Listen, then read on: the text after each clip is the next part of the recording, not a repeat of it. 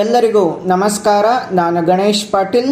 ಸ್ನೇಹಿತರೆ, ಈ ವಿಡಿಯೋದಲ್ಲಿ ನಾವು ಎನ್ವಿರಾನ್ಮೆಂಟ್ ಇಂಪ್ಯಾಕ್ಟ್ ಅಸೆಸ್ಮೆಂಟ್ ಅಂದ್ರೆ ಏನು, ಅದರ ಪರ್ಪೋಸ್ ಏನು, ಇದರಲ್ಲಿ ಬರುವಂತಹ ಕೀ ಕಾಂಪೋನೆಂಟ್ಸ್ ಗಳು ಯಾವುವು, ಇದರ ಸಿಗ್ನಿಫಿಕೆನ್ಸ್ ಏನು, ಸೊ ಈ ಎಲ್ಲ ಅಂಶಗಳನ್ನ ನಾವು ಡಿಸ್ಕಸ್ ಮಾಡೋಣ. ಮೊದಲಿಗೆ ಎನ್ವಿರಾನ್ಮೆಂಟ್ ಇಂಪ್ಯಾಕ್ಟ್ ಅಸೆಸ್ಮೆಂಟ್ ಅಂತಂದ್ರೆ ಯಾವುದೇ ಪ್ರಪೋಸ್ಡ್ ಪ್ರಾಜೆಕ್ಟ್ಸ್ ಗಳಾಗ್ಲಿ ಅಥವಾ ಡೆವಲಪ್ಮೆಂಟ್ ವರ್ಕ್ಸ್ ಗಳಾಗ್ಲಿ ಅವುಗಳಿಂದ ವಾತಾವರಣದ ಮೇಲೆ ಯಾವ ಯಾವ ಕಾನ್ಸಿಕ್ವೆನ್ಸಸ್ ಗಳು ಆಗ್ತವೆ ಎಂದು ಇವ್ಯಾಲ್ಯುವೇಷನ್ ಮಾಡುವಂತಹ ಒಂದು ಪ್ರೊಸೆಸ್ ಅನ್ನ ಎನ್ವಿರಾನ್ಮೆಂಟಲ್ ಇಂಪ್ಯಾಕ್ಟ್ ಅಸೆಸ್ಮೆಂಟ್ ಅಂತ ಕರೆಯುತ್ತೇವೆ. ಡೆವಲಪ್ಮೆಂಟಲ್ ಆಕ್ಟಿವಿಟೀಸ್ ಗಳಿಂದ ಪರಿಸರದ ಮೇಲೆ ಆಗುವಂತಹ ಪರಿಣಾಮಗಳನ್ನ ಐಡೆಂಟಿಫೈ ಮಾಡುವಂತಹ, ಪ್ರೆಡಿಕ್ಟ್ ಮಾಡುವಂತಹ, ಅಸೆಸ್ ಮಾಡುವಂತಹ, ಮಿಟಿಗೇಟ್ ಮಾಡುವಂತಹ ಒಂದು systematic tool environmental impact assessment ಆಗಿದೆ. ಪರಿಸರದ ಮೇಲೆ ಯಾವುದೇ ರೀತಿ ಅಡ್ವರ್ಸ್ ಇಂಪ್ಯಾಕ್ಟ್ ಆಗ್ಲಾರದಂತೆ ಸಸ್ಟೈನೇಬಲ್ ಡೆವಲಪ್ಮೆಂಟ್ ಅನ್ನ ಪ್ರಮೋಟ್ ಮಾಡುವಂತೆ ಡೆವಲಪ್ಮೆಂಟ್ ಪ್ರಾಜೆಕ್ಟ್ಸ್ ಗಳನ್ನ ಡಿಸೈನ್ ಮಾಡೋದು, ಆ ಒಂದು ಮ್ಯಾನರ್ ನಲ್ಲಿ ಇಂಪ್ಲಿಮೆಂಟ್ ಮಾಡೋದು ಈ ಎನ್ವಿರಾನ್ಮೆಂಟಲ್ ಇಂಪ್ಯಾಕ್ಟ್ ಅಸೆಸ್ಮೆಂಟ್ ನ ಒಂದು ಪ್ರೈಮರಿ ಅಬ್ಜೆಕ್ಟ್ ಆಗಿದೆ. ಡೆವಲಪ್ಮೆಂಟಲ್ ಪ್ರಾಜೆಕ್ಟ್ಸ್ ಗಳಿಂದ ಪರಿಸರದ ಮೇಲೆ ಉಂಟಾಗುವ ರಿಸ್ಕ್ ಗಳನ್ನ ಅರ್ಲಿ ಪ್ಲಾನಿಂಗ್ ಪ್ರೊಸೆಸ್ ನಲ್ಲಿಯೇ ಐಡೆಂಟಿಫೈ ಮಾಡಿ ಆ ಪ್ರಾಜೆಕ್ಟ್ ಗಳಿಂದ ಎನ್ವಿರಾನ್ಮೆಂಟಲ್ ಗೆ ಅಂದ್ರೆ ಪರಿಸರಕ್ಕೆ ಯಾವುದೇ ಎಫೆಕ್ಟ್ ಆಗದ ರೀತಿ ಮತ್ತು ಅದನ್ನ ಕಂಟ್ರೋಲ್ ಮತ್ತು ಮಿಟಿಗೇಟ್ ಮಾಡುವಂತೆ ಈ ಎನ್ವಿರಾನ್ಮೆಂಟಲ್ ಇಂಪ್ಯಾಕ್ಟ್ ಅಸೆಸ್ಮೆಂಟ್ ನೋಡಿಕೊಳ್ಳುತ್ತೆ. ಈಗ ಈ ಎನ್ವಿರಾನ್ಮೆಂಟಲ್ ಇಂಪ್ಯಾಕ್ಟ್ ಅಸೆಸ್ಮೆಂಟ್ ಅಲ್ಲಿ ಇರುವಂತಹ ಕೀ ಕಾಂಪೊನೆಂಟ್ಸ್ ಗಳನ್ನ ನೋಡೋಣ. ಮೊದಲಿಗೆ ಬರುವಂತದ್ದು ಸ್ಕ್ರೀನಿಂಗ್. ಯಾವುದೇ ಪ್ರಪೋಸ್ಡ್ ಪ್ರಾಜೆಕ್ಟ್ಸ್ ಗಳನ್ನ ಅಂಡರ್ ಪ್ರೊಸೆಸ್ಗೆ ತರುವುದಕ್ಕಿಂತ ಮುಂಚೆ ಆ ಪ್ರಾಜೆಕ್ಟ್ ನಿಂದ ವಾತಾವರಣದ ಮೇಲೆ ಯಾವ ರೀತಿಯ ಒಂದು ಎಫೆಕ್ಟ್ ಆಗುತ್ತೆ ಅದನ್ನ ಕಂಡುಕೊಳ್ಳುವುದಕ್ಕಾಗಿ ಈ ಎನ್ವಿರಾನ್ಮೆಂಟಲ್ ಇಂಪ್ಯಾಕ್ಟ್ ಅಸೆಸ್ಮೆಂಟ್ ಅನ್ನ ಮಾಡಬೇಕಾಗತ್ತೆ. ಎರಡನೇದಾಗಿ ಸ್ಕೋಪಿಂಗ್. ಈ ಒಂದು ಫೇಸ್ ನಲ್ಲಿ ಪರಿಸರದ ಮೇಲೆ ಇಂಪ್ಯಾಕ್ಟ್ ಮಾಡುವಂತಹ ಎನ್ವಿರಾನ್ಮೆಂಟಲ್ ಫ್ಯಾಕ್ಟರ್ಸ್ ಗಳನ್ನ ಐಡೆಂಟಿಫೈ ಮಾಡುವುದು.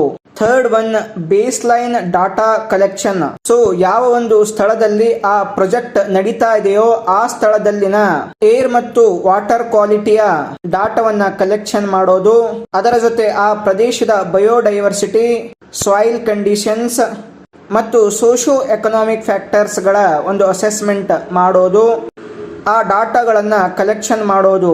Next fourth one, impact prediction. So ಆ ಡಾಟಾಗಳ ಕಲೆಕ್ಷನ್ ಆಧಾರದ ಮೇಲೆ ಎನ್ವಿರಾನ್ಮೆಂಟ್ ಮೇಲೆ ಆಗುವಂತಹ ಇಂಪ್ಯಾಕ್ಟ್ ಅನ್ನ ಐಡೆಂಟಿಫೈ ಮಾಡೋದು ಮತ್ತು ಅಸೆಸ್ ಮಾಡೋದು. ಇದರಲ್ಲಿ ಯಾವ ರೀತಿಯಾಗಿ ಹ್ಯಾಬಿಟೇಟ್ ಲಾಸ್ ಆಗುತ್ತೆ, ಯಾವ ರೀತಿಯಾಗಿ ಏರ್ ಮತ್ತು ವಾಟರ್ ಪೊಲ್ಯೂಷನ್ ಆಗುತ್ತೆ, ನಾಯ್ಸ್ ಡಿಸ್ಟರ್ಬೆನ್ಸ್ ಆಗುತ್ತೆ, ಸೋಶಿಯೋ ಎಕನಾಮಿಕ್ ಇಂಪ್ಯಾಕ್ಟ್ಸ್ ಗಳಾಗ್ತವೆ ಅಂತ ಹೇಳಿ ಅದನ್ನ ಪ್ರೆಡಿಕ್ಷನ್ ಮಾಡಲಾಗ್ತದೆ. Next fifth one, mitigation measures. So ಯಾವ ಒಂದು ಇಂಪ್ಯಾಕ್ಟ್ ಗಳನ್ನ ಪ್ರೆಡಿಕ್ಷನ್ ಮಾಡಲಾಗಿರುತ್ತೋ, ಐಡೆಂಟಿಫೈ ಮಾಡಲಾಗಿರುತ್ತೆ, ಸೊ ಅವುಗಳನ್ನು ಅವಾಯ್ಡ್ ಮಾಡೋದಕ್ಕಾಗಿ, ಮಿನಿಮೈಸ್ ಮಾಡೋದಕ್ಕಾಗಿ ಈ ಸ್ಟೇಜ್ ನಲ್ಲಿ ಕೆಲವೊಂದು ಮೀಜರ್ಸ್ ಗಳನ್ನ ತೆಗೆದುಕೊಳ್ಳಲಾಗುತ್ತೆ. ಉದಾಹರಣೆಗೆ ಪ್ರಾಜೆಕ್ಟ್ ಡಿಸೈನ್ ಅನ್ನ ಮಾಡಿಫೈ ಮಾಡೋದು, ಪೊಲ್ಯೂಷನ್ ಕಂಟ್ರೋಲ್ ಟೆಕ್ನಾಲಜಿಗಳನ್ನ ಇಂಪ್ಲಿಮೆಂಟ್ ಮಾಡೋದು ಮತ್ತು ಕನ್ಸರ್ವೇಷನ್ ಮೀಜರ್ಸ್ ಗಳನ್ನ ಇಂಪ್ಲಿಮೆಂಟ್ ಮಾಡೋದು. ನೆಕ್ಸ್ಟ್ ಕೊನೆಯದಾಗಿ ಬರುವಂತಹ ಫೇಸ್ ಮಾನಿಟರಿಂಗ್ ಅಂಡ್ ಕಂಪ್ಲಿಯನ್ಸ್. ಈ ಫೇಸ್ ನಲ್ಲಿ ಯಾವಾಗ ಪ್ರಾಜೆಕ್ಟ್ ಇಂಪ್ಲಿಮೆಂಟೇಷನ್ ಆಗ್ತಾ ಇರುತ್ತೆ, ಆಪರೇಷನ್ ನಲ್ಲಿ ಒಳಗೊಂಡಿರುತ್ತೆ, ಸೊ ಆ ಸಮಯದಲ್ಲಿ ಈ ಮಿಟಿಗೇಟಿಂಗ್ ಮೀಜರ್ಸ್ ಗಳನ್ನ ಎಫೆಕ್ಟಿವ್ ಆಗಿ ಮಾನಿಟರ್ ಮಾಡ್ತಾ ಇದ್ದಾರಲ್ಲ ಅಂತೇಳಿ ಆ ಮಾನಿಟರಿಂಗ್ ಪ್ರೋಗ್ರಾಮ್ಸ್ ಗಳನ್ನ ಮಾಡೋದು.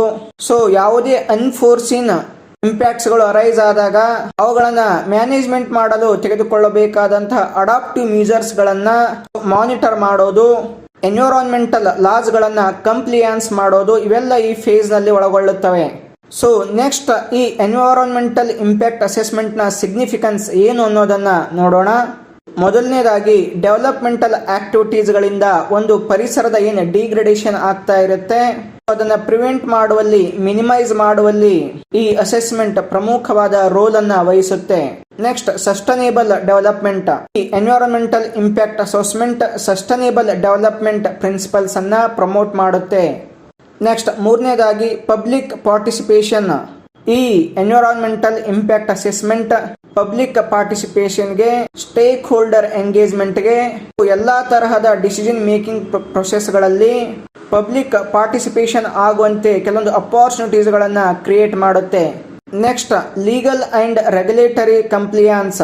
ಸೊ ಈ ಎನ್ವಿರಾನ್ಮೆಂಟಲ್ ಇಂಪ್ಯಾಕ್ಟ್ ಅಸೆಸ್ ಮಾಡೋ ಮುಖಾಂತರ ಡೆವಲಪ್ಮೆಂಟ್ ಪ್ರಾಜೆಕ್ಟ್ಸ್ಗಳು ಒಂದು ಎನ್ವಿರಾನ್ಮೆಂಟಲ್ ಪರಿಸರದ ಒಂದು ಸ್ಟ್ಯಾಂಡರ್ಡ್ಸ್ಗಳನ್ನು ಮತ್ತು ರೆಗ್ಯುಲೇಷನ್ಸ್ಗಳನ್ನು ಪಾಲನೆ ಮಾಡ್ತಾ ಇದ್ದಾವೆ ಅಂಥೇಳಿ ನಾವು ಖಚಿತಪಡಿಸ್ಕೊಳ್ಬಹುದು. ಸೊ ಈ ರೀತಿಯಾಗಿ ಎನ್ವಿರಾನ್ಮೆಂಟಲ್ ಇಂಪ್ಯಾಕ್ಟ್ ಅಸೆಸ್ಮೆಂಟ್ ಎನ್ವಿರಾನ್ಮೆಂಟಲ್ ಲಾಸ್ಗಳಲ್ಲಿ ಒಂದು ಪ್ರಮುಖ ಪಾತ್ರವನ್ನು ವಹಿಸುತ್ತೆ. ಸ್ನೇಹಿತರೆ, ನೆಕ್ಸ್ಟ್ ವಿಡಿಯೋದಲ್ಲಿ ಇನ್ನೊಂದು ಟಾಪಿಕ್ ಬಗ್ಗೆ ಡಿಸ್ಕಸ್ ಮಾಡೋಣ.